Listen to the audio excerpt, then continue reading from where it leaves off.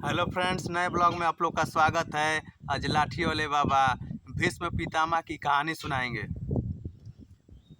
भीष्म पितामह की कहानी एक पौराणिक कहानी है। ऐसा कहा जाता है कि एक बार गंगा जी मानव रूप धारण करके पृथ्वी पर आई और उनकी शादी राजा शांतनु से हुआ। कुछ दिन बीत गया।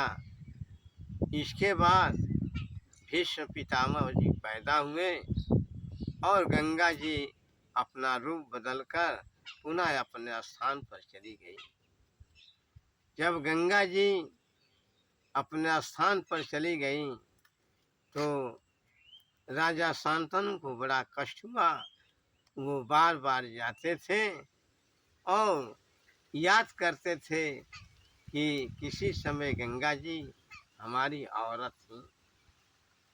इतना ख्याल करते थे, चिंतन करने लगे कि दिन प्रतिदिन उनकी दयनीय दशा होती गई। भीष्म पितामह को पता चल गया कि मेरे पिताजी विवाह करना चाहते हैं, लेकिन मेरे वजह से विवाह करना नहीं चाह रहे हैं। राजा शांतनु का प्रेम एक मलाहिन से हो गया। लाठी वाले बाबा का कहना है कि पांडवों का पूर्वज जो है वो मलाहिन से पैदा हुआ है, ये मलाहिन से पैदा हुए हैं। राजा शांतनु के कष्ट को देखकर भीष्म पितामह जी गए और देखे कि मेरे पिता का प्रेम जो है एक मलाहिन से है। उन्होंने उसके पिता से कहा कि ऐसा है कि पिता के कारण मैं ब्रह्मचर्य रहूँगा, शादी नहीं करूँगा और तुम अपनी लड़की का शादी मेरे पिता से कर दो। मुझे राजपाट का कोई लालच नहीं है। जो मेरे तन से पैदा लड़का होगा मेरे पिता के तन से, तो ऐसा है कि पूरे राज्य का जो है उत्तराधिकारी होगा। मैं आजीवन ब्रह्मचर्य रहूँगा। उन्होंने प्रतिज्ञा कर लिया कि मैं कभी भी शादी नहीं करूँगा। आज भी कोई ऐसी बात आती है तो लोग कहते हैं कि भीष्म प्रतिज्ञा है।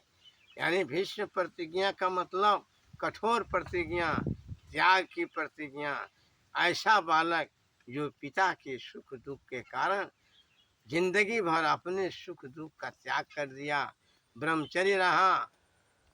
इस तरह से पिता की शादी मलाहिन से हो गई।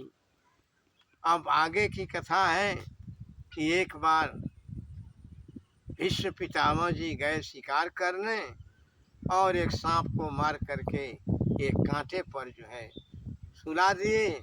सांप जिधर ही मुड़ता था कांटा गड़ता था। सांप ने श्राप दिया कि जाओ, जिसने मेरे शरीर की गति कर दिया, मरने के समय इसी तरह कांटे पर उसकी भी गति होगी। धन्यवाद। आप लोग जानते होंगे कि भीष्म पितामह बलशाली थे, मरने वाले नहीं थे। लेकिन पांडवों ने पूछा कि अरे पितामह जी, आप सबके मालिक हैं, आप नहीं मरेंगे, कैसे हम लोग जीतेंगे। उन्होंने भीष्म पितामह ने कहा कि तुम्हारी सेना में एक शिखंडी नाम का है जो पूर्व जन्म में औरत था। अगर उसको सामने करके अर्जुन जी बाण चलाएंगे उस समय निहत्थे हो जाऊंगा, और वही उपाय है जिसके कारण मैं मर सकता हूँ। भीष्म पिताजी ने बड़ा बढ़िया उपाय दिया। अगले दिन लड़ाई हुई। शिखंडी को सामने करके अर्जुन जी लड़ाई लड़ने लगे। भीष्म पितामह जी लड़ाई के मैदान में अपने बाण को रख दिए। इतना बाण छोड़े कि बाणों की सैया लग गई। भीष्म पितामह बाणों के बीच में पड़ गए। वो जिधर भी घूमते थे उधर ही बाण चुभ जाता था। अंत में जब लड़ाई के बाद श्री कृष्ण गए भेंट करने के लिए, तो एक ही प्रश्न भीष्म पितामह जी ने कहा कि कृष्ण जी मैं तो आजीवन ब्रह्मचर्य रहा हूँ, फिर आज मेरी गति क्यों? कृष्ण ने बताया कि ख्याल करो, जिस समय तुमने गया था शिकार करने, एक सांप को मार करके ऐसे ही कांटे पर फेंक दिया। सांप ने श्राप दिया, आज उसी सांप का श्राप जो है तुम्हारे ऊपर पड़ा है। लाठी वाले बाबा का कहना है कि है देश के समाज सुधारक, अरे एक सांप का श्राप पड़ा तो भीष्म पितामह बाण की सैया पर पड़े। अगर एक ऋषि मुनि का श्राप पड़ जाए तो क्या होगा? ऐसी दशा में तुम लोग सोच विचार कर काम करो। धन्यवाद। ठीक है फ्रेंड्स, लाइक और सब्सक्राइब जरूर करें और इस वीडियो को दूर तक पहुंचाएं और सपोर्ट करें। धन्यवाद। ऐसा बढ़िया